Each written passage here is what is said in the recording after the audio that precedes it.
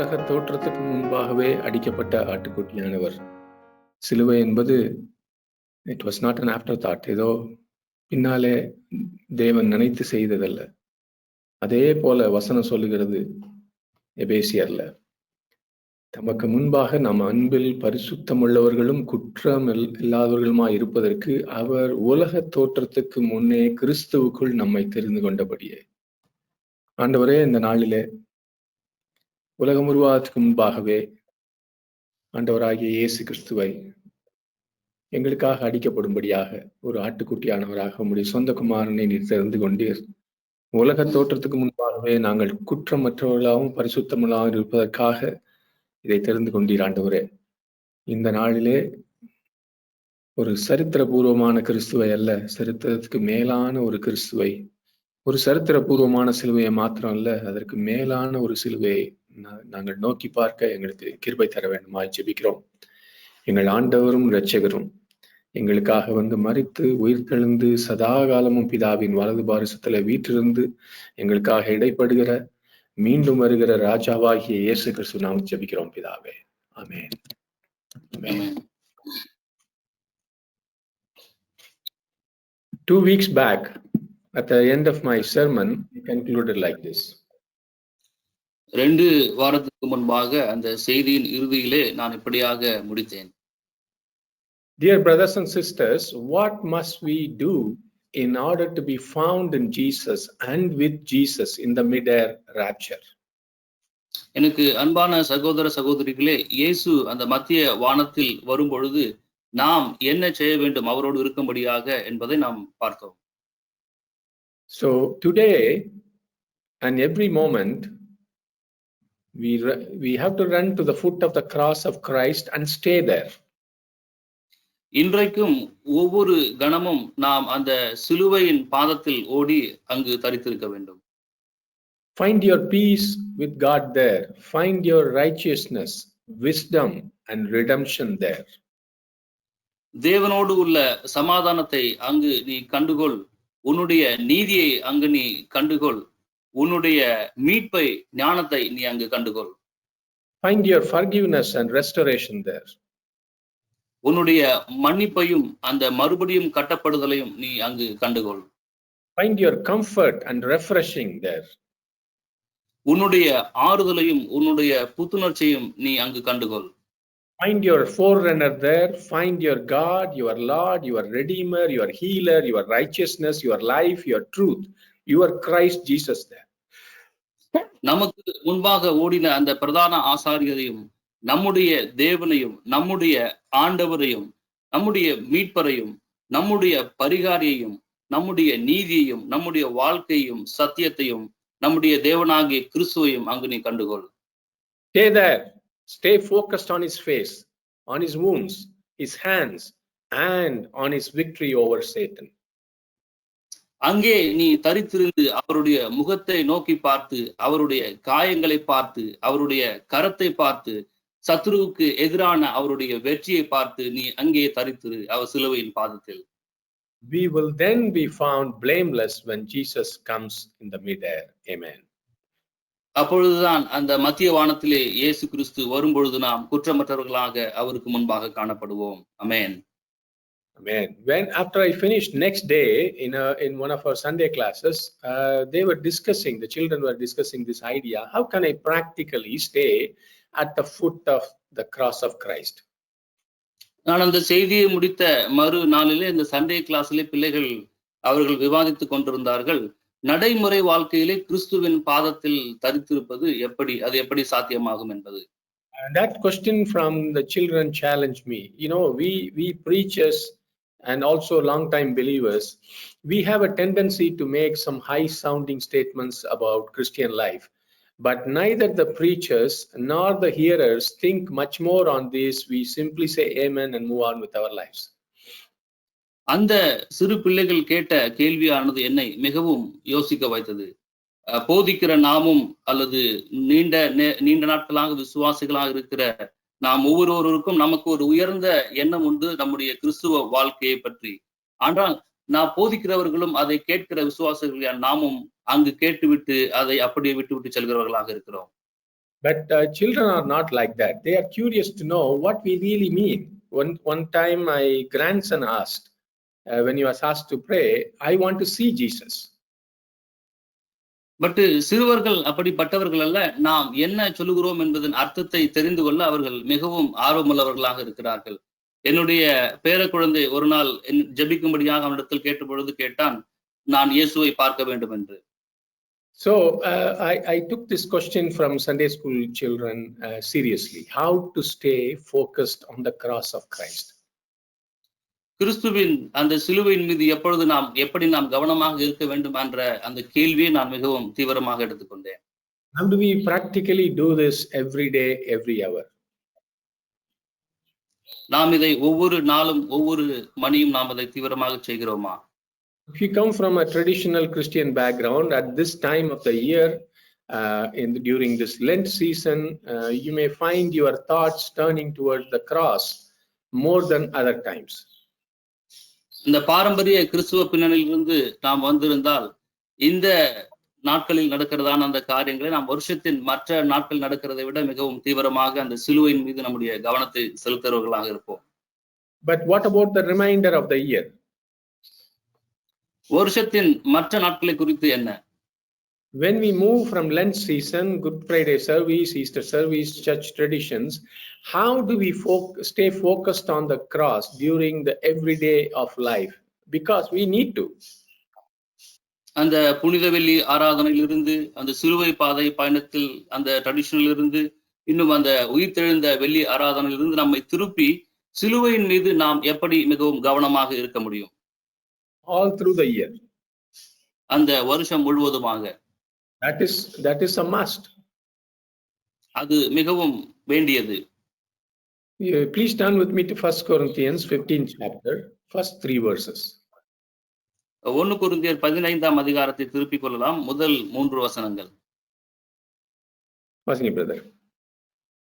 அன்றியும் சகோதரரே, நான் உங்களுக்கு பிரசங்கித்த சுவிசேஷத்தை மறுபடியும் உங்களுக்கு தெரியப்படுத்துகிறேன். நீங்களும் அதை ஏற்றுக்கொண்டு அதிலே நிலைத்திருக்கிறீர்கள். நான் உங்களுக்கு பிரசங்கித்த பிரகாரமாய் நீங்கள் அதை கைக்கொண்டிருந்தால் அதனாலே நீங்கள் ரட்சிக்கப்படுவீர்கள். மற்றபடி உங்கள் விசுவாசம் விருதாவாக இருக்குமே. நான் அடைந்ததும் உங்களுக்கு பிரதானமாக ஒப்புவித்ததும் என்னவென்றால், கிறிஸ்துவானவர் வேத வாக்கியங்களின்படி நமது பாவங்களுக்காக மரித்து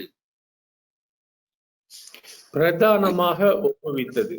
I deliver to you as of first importance. அதுதான் முதலும் முக்கியமான ஒரு காரியமாக பவுல் அந்த கொரிந்து சபை வளர்ந்து கொண்டிருக்கிற சபைக்கு சொல்கிறார். In fact, Paul states that Christ's death upon the cross is of first importance. Nothing else is of more value. Pavul இங்கே சொல்லுகிறார், அந்த இயேசுவானவர் சிலுவையில் மரித்ததுதான் முதலும் பிரதானமுமானது. அதை தவிர வேறு எதற்கும் மதிப்பு இல்லை என்று. If there is anything in this world that we should be passionate about, this is it. The gospel, the cross of Christ. நாம் இந்த உலகத்தில் எதை குறித்தாகிலும் உணர்வுபூர்வங்களாக இருக்க வேண்டும் என்றால் அது இந்த சுவிசேஷத்தை பற்றியது, இயேசு கிறிஸ்துவின் சிலுவை பற்றியது மாத்திரமே. Amen. So we are going to 7 practical things how I can stay focused on the cross of Christ. There are 7 ideas, practical ideas that I want to give for us and even our children. நம்முடைய நடைமுறை வாழ்க்கையிலே சிலுவையின் மீது நம்முடைய கவனத்தை எவ்வாறு வைத்திருக்க முடியும் என்கிறதான ஒரு 7 காரியங்களை குறித்து நாம் இப்பொழுது பார்க்கலாம். Constantly engage and re-engage your mind. தொடர்ந்து மனம் இயங்கிக் கொண்டே இருக்கட்டும். அதுலயே சிலுவையை குறித்தே நம்ம மனதில் யோசிச்சுட்டு இருக்கோம். Secondly, we are going to see pray before you start your day. Pray about the cross before you get out of bed. நம்முடைய நாளை தொடங்கும் முன்பாக சிலுவை குறித்து நாம் ஜெபிக்க வேண்டும். Thirdly, memorize cross-focused scriptures. மூன்றாவதாக இந்த சிலுவை குறித்த வசனங்களை நாம் மனனம் செய்ய வேண்டும். Fourthly, preach cross-focused truth to yourself. நான்காவதாக சிலுவை குறித்த சத்தியத்தை நமக்கு நாமே பிரசங்கித்துக் கொள்ள வேண்டும். Fifthly, sing cross-focused songs, listen to cross-focused songs. ஐந்தாவதாக சிலுவையை குறித்த பாடல்களை பாட வேண்டும், சிலுவையை குறித்த பாடல்களை கேட்க வேண்டும். And sixthly, surround yourself with reminders about the cross. ஆறாவதாக உன்னை சுற்றி அந்த நினைவூட்டல்களை, சிலுவை குறித்த நினைவூட்டல்களை வைத்துக் கொள்ள வேண்டும். So we are going to see this quickly because this is a short message. நாம் இது ஒரு குறுகிய செய்தியாக இருப்பதனால் நாம் இதை இப்பொழுது அதை பார்க்கலாம். Constantly engage and re-engage your mind on the cross. தொடர்ந்து உன்னுடைய கவனத்தை சிலுவையின் மீது வைத்துக் கொண்டே இருக்க வேண்டும். நம்முடைய மனதை, நம்முடைய சிந்தனைகளை சிலுவை மேல வைக்கணும். We have to get our thinking and our teaching right about the cross of Christ. நம்முடைய சிந்தனையும் அந்த போதகத்தையும் கிறிஸ்துவின் சிலுவை பற்றி சரியானதாக வைத்திருக்க வேண்டும். In the midweek Bible study, we have been focusing on Christ is supreme, or not adding anything else to Christ for our life, for our faith, for our gospel. அந்த செவ்வாய்க்கிழமை வேத பாட வகுப்பிலே நாம் கிறிஸ்து மிக மேன்மையானவர், கிறிஸ்துவை தவிர நம்முடைய வாழ்க்கையில் வேற எதையும் நாம் சேர்த்துக் கொள்ளக்கூடாது என்பதை நாம் தொடர்ந்து தியானித்து வருகிறோம். We have finished 3 months so far on the first 2 chapters of Colossians. அந்த முதல் 3 மாதத்திலே கொலோசியர் புத்தகத்திலிருந்து 2 அதிகாரத்தை நாம் தியானித்து முடித்திருக்கிறோம். So I cannot repeat all that teaching here. If you are serious about getting the right thinking and also getting rid of the wrong thinking about Christ, the gospel, and our faith, please come to the Tuesday Bible study, or if you are busy at that time, please watch the same on our YouTube site patiently. அந்த செவ்வாய்க்கிழமை வேத பாடத்திலே தியானித்த காரியங்களை இங்கு சொல்வது மிகவும் கடினமாக இருக்கும். அதை நீங்கள் அந்த காணொளியிலே நீங்கள் பார்த்து நீங்கள் பொறுமையாக அதை படித்து தெரிந்து கொள்ளலாம். Practically, even though I have been teaching about the cross for a few years now, personally for my life, I find that my thinking gets corrupted often away from the cross. So I preach the gospel to myself again and again to cleanse my thinking, to correct my thinking. நடைமுறை வாழ்க்கையிலே அந்த சிலுவை போதகத்தை நான் சில வருடங்களாக போதித்து வந்தாலும் என்னுடைய வாழ்க்கையிலே என்னுடைய சிந்தனையானது சிலுவை சிந்தனையிலிருந்து தூரம் சென்று அது கேடு அடைகிறதாக இருக்கிறது. அதற்காகத்தான் எனக்கு நானே அந்த சிலுவை குறித்த சத்தியங்களை என்னுடைய சிந்தனையை சுத்திகரிக்கும்படியாக எனக்கு நானே நான் போதித்துக் கொள்கிறேன். Dear brothers and sisters, engage your mind on the cross every day. எனக்கு அன்பான சகோதர சகோதரிகளே, தினமும் சிலுவை மீது கவனத்தை திருப்புறவர்களாயிருங்கள். Bible says you shall love the Lord your God with all your heart and with all your soul and with all your mind and with all your strength. வேதம் சொல்லுகிறது மார்க்கு 12:30, உன் தேவனாகிய கர்த்தரிடத்தில் உன் முழு இருதயத்தோடும் உன் முழு ஆத்மாவோடும் உன் முழு மனதோடும் உன் முழு பலத்தோடும் அன்பு உருவாயாக என்பதே பிரதான கற்பனை என்று. It is impossible for the heart to love what the mind doesn't know. நம் மனம் அறியாதிருக்கும் காரியத்தை நேசிப்பது என்பது இருதயத்தினால் கூடாத காரியம். So increase your knowledge and your understanding of the work Jesus performed on the cross by engaging your mind. மனதை சிலுவையின் பக்கம் திருப்புவதால் இயேசு கிறிஸ்து சிலுவையில் செய்து முடித்த வேலையை பற்றியதான புரிதலையும் அறிவையும் நீங்கள் அதிகரிக்க முயற்சி செய்யுங்கள்.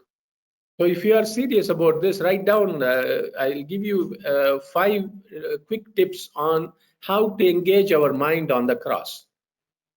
சிலுவை குறித்து நம்முடைய கவனத்தை திருப்புவதற்கு 5 காரியங்களை உங்களுக்கு நான் இப்பொழுது குறிப்பாக கொடுக்கிறேன். Study scripture passages on the crucifixion. அந்த சிலுவை மரணத்தை குறித்ததான வேதாக பகுதிகளை நீங்கள் தொடர்ந்து படியுங்கள். Secondly, spend time in the book of Romans. ரோமர் புஸ்தகத்தை வாசிப்பதற்கு உங்களுடைய நேரத்தை செலவிடுங்கள். Thirdly, listen to sermons that have a cross focus. சிலுவையை மையப்படுத்தி பேசுகிறதான அந்த செய்திகளை நீங்கள் தொடர்ந்து கேளுங்கள். Fourthly, you develop a journal with whether it's in your iPhone or on a paper, journal, a diary through cross focus passages. You meditate and write down what the Spirit of God tells you. பரிசுத்த ஆவியானவர் உங்களுக்கு சொல்லுகிறதான அந்த சிலுவையை மையப்படுத்தி சொல்லுகிறதான காரியத்தை நீங்கள் தொடர்ந்து எழுதி அதை நீங்கள் பழக்கப்படுத்திக் கொள்ளுங்கள். சிலுவைக்காக நீங்க ஒரு டைரி கூட வச்சுக்கலாம் தனியா. ஆண்டவர் சிலுவையை குறித்து பேசும்போதெல்லாம் அதில் எழுதிக்கலாம். Fifthly, read excellent solid books on the cross. அந்த சிலுவை மரணத்தை குறித்ததான சிறந்த புத்தகங்களை நீங்கள் தொடர்ந்து படியுங்கள். நம்ம நிறைய காரியம் இதெல்லாம் செய்யறது இல்ல. ஆண்டவர் சிலுவையில செய்தது குறித்து உலகத்துல பல பேர்ல ஆவியானவர் பேசியிருக்கிறார். அதையெல்லாம் நம்ம கேட்கணும், நம்முடைய மனது அதுல செலுத்த வேண்டும். The first one is engage your mind on the cross. Secondly, pray before you start your day, before you get out of bed with a focus on the cross. இரண்டாவதாக நம்முடைய நாளை தொடங்குவதற்கு முன்பாகவும் நாம் படுக்கைக்கு செல்வதற்கு முன்பாகவும் ஜெபிக்க வேண்டும். Begin each day with a cross focused prayer. ஒவ்வொரு நாளையும் நீங்கள் தொடங்குங்கள் சிலுவை சிந்தனையின் ஜெபத்தோடு. You thank God for the work of the cross. இயேசு கிறிஸ்து சிலுவையில் முடித்த காரியத்தை குறித்து அவருக்கு நன்றி செலுத்துங்கள். You praise Jesus for his obedience to that work. இயேசு கிறிஸ்து தனக்கு கொடுக்கப்பட்ட அந்த வேலையை அவர் கீழ்ப்படிந்து செய்ததற்காக அவருக்கு நன்றி செலுத்துங்கள். Ask the Holy Spirit to keep you focused on the cross throughout your day. ஒவ்வொரு நாளும் அந்த சிலுவையின் காரியத்தை குறித்து நாம் தொடர்ந்து கவனம் செலுத்த பரிசுத்த ஆவியானவர் உதவி செய்யும்படியாக நீங்கள் பரிசுத்த ஆவியானவரிடம் கேளுங்கள். And express gratitude for the forgiveness of your sin. நம்முடைய பாவங்கள் மன்னிக்கப்பட்டதற்கான அந்த நன்றியை நீங்கள் அவருக்கு ஒவ்வொரு நாளும் செலுத்துங்கள். So engage your mind, start your day with a prayer. Thirdly, memorize cross-focused scriptures. மூன்றாவதாக சிலுவையை மையப்படுத்தி இருக்கிற வேதாகம பகுதிகளை நீங்கள் மனனம் செய்யுங்கள். Because the psalmist said, I have stored up your word in my heart that I might not sin against you. அதனால்தான் சங்கீதக்காரன் சொல்லுகிறான், நான் உமக்கு விரோதமாய் பாவம் செய்யாதபடிக்கு உமது வாக்கை என் இருதயத்தில் வைத்து வைத்தேன் என்று. God instructs us to memorize his word. அவருடைய வார்த்தைகளை நாம் மனனம் செய்யும்படியாக தேவன் நமக்கு அறிவுறுத்துகிறார். Still many of us we are not doing it, we never did it, or we have allowed that practice to slip.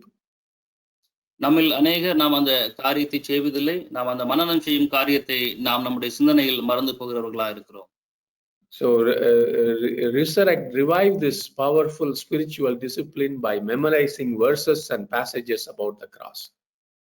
சிலுவை குறித்ததான அந்த வேத பகுதிகளையும் அந்த வேத வார்த்தைகளையும் மனனம் செய்து வல்லமையுள்ள ஆவிக்குரிய அந்த ஒழுங்கை நமக்குள் நாம் உயிர்ப்பித்துக் கொள்ள வேண்டும்.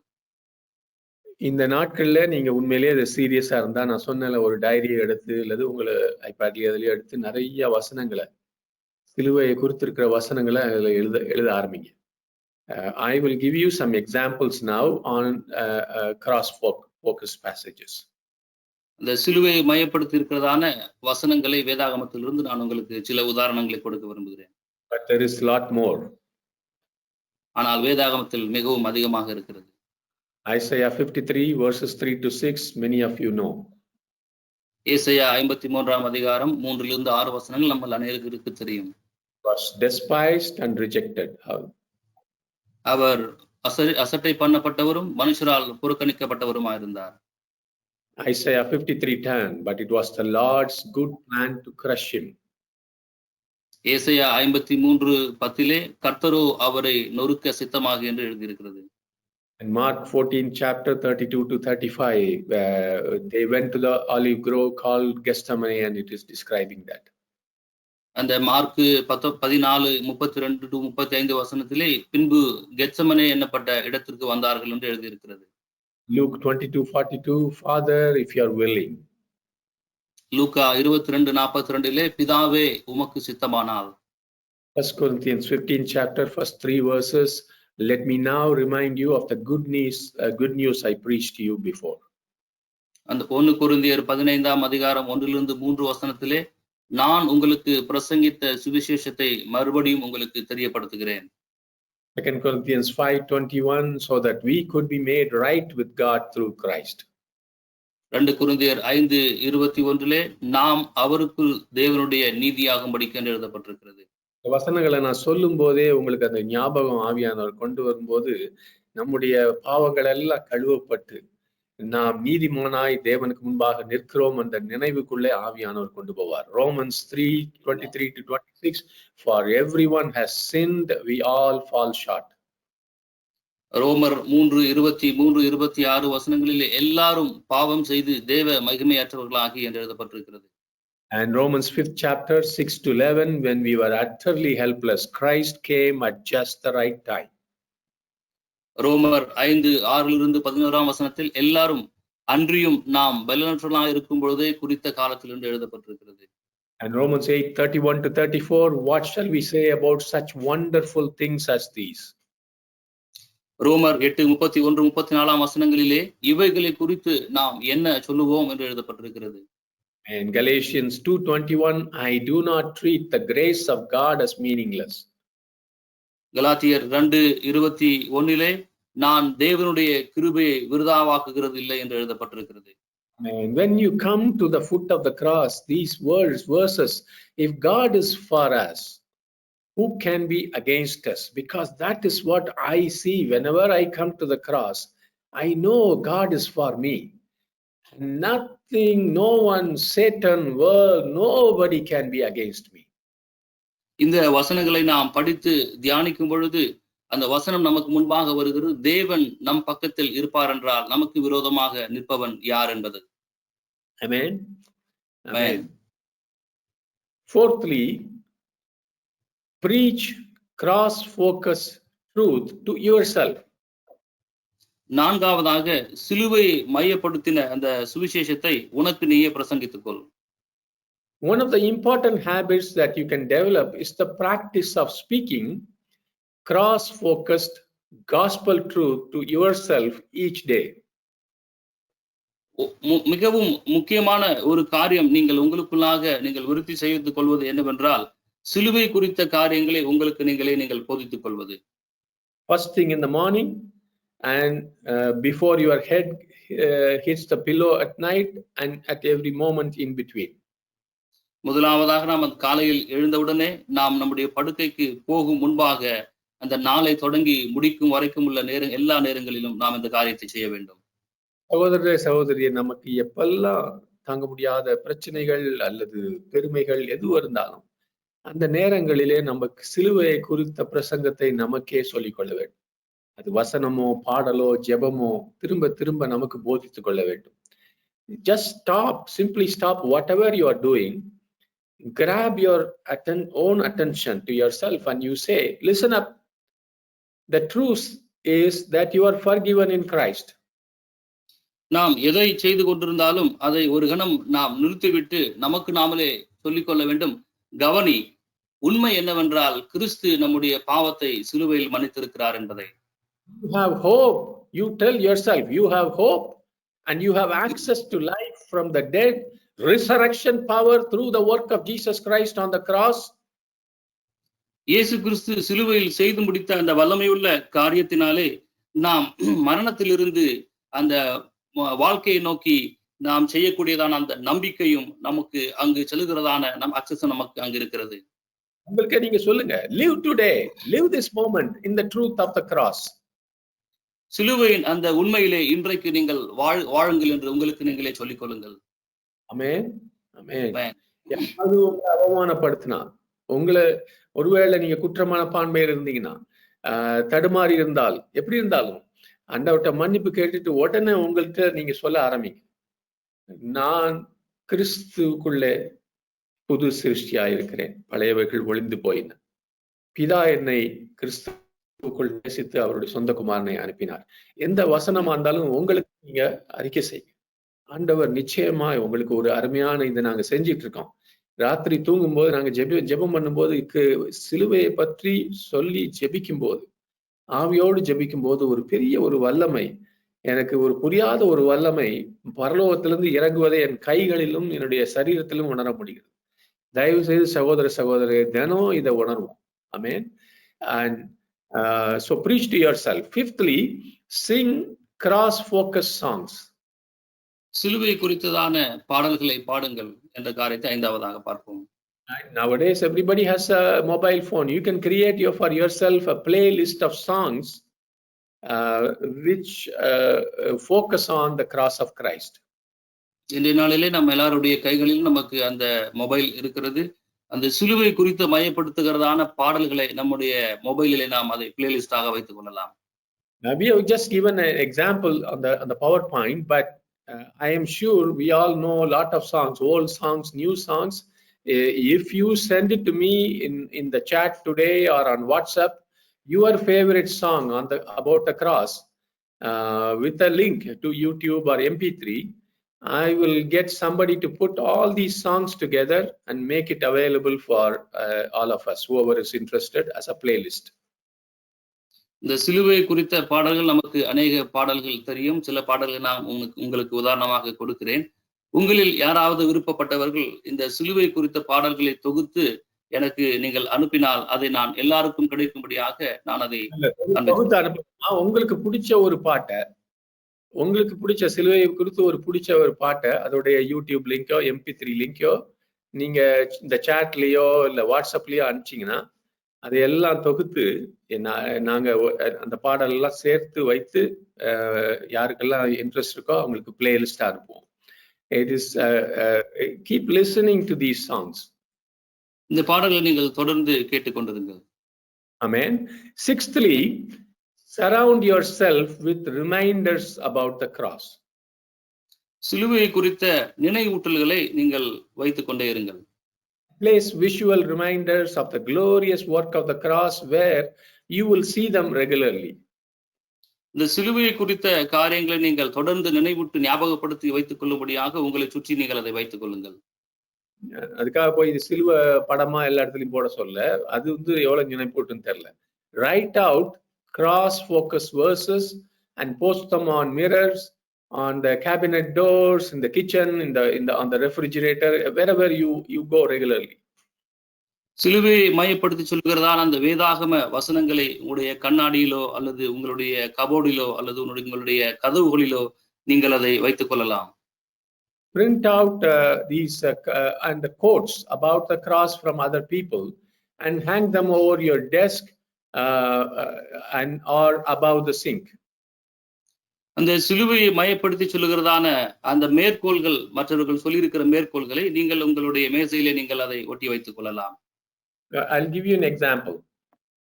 நான் ஒரு உதாரணத்தை உங்களுக்கு கொடுக்க விரும்புகிறேன்.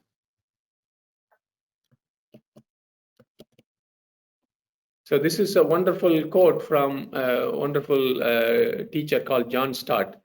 அவர் என்ன சொல்றாருன்னா, the cross is the blazing fire at which the flame of our love is kindled, but we have to get near enough for the sparks to fall on us. அது ஜான் ஸ்டாட் என்றவர் இப்படியாக சொல்கிறார், சிலுவை என்ற இரு நெருப்பில் நம் அன்பின் சுடர் பற்றி எரிகிறது, ஆனால் அதன் தீப்பொறிக்குள் நாம் நம்மீது விழும் அளவுக்கு நாம் நெருங்க வேண்டும். Amen. So there are a lot of thoughts like that. If you get a nice quote, you stick it somewhere. இப்படியான அநேக அந்த மேற்கோள்கள் இருக்கிறது. நீங்கள் உங்களுக்கு கிடைத்தால் அதை நீங்கள் உங்களுக்கு பிடித்த இடத்திலே நீங்கள் ஒட்டி வைத்துக் கொள்ளுங்கள். And decorate your home with such cross-focused art. சிலுவை மையப்படுத்தி சொல்லுகிறதான அந்த வசனங்களை நீங்கள் வைத்து உங்களுடைய வீட்டை நீங்கள் அலங்கரித்துக் கொள்ளுங்கள்.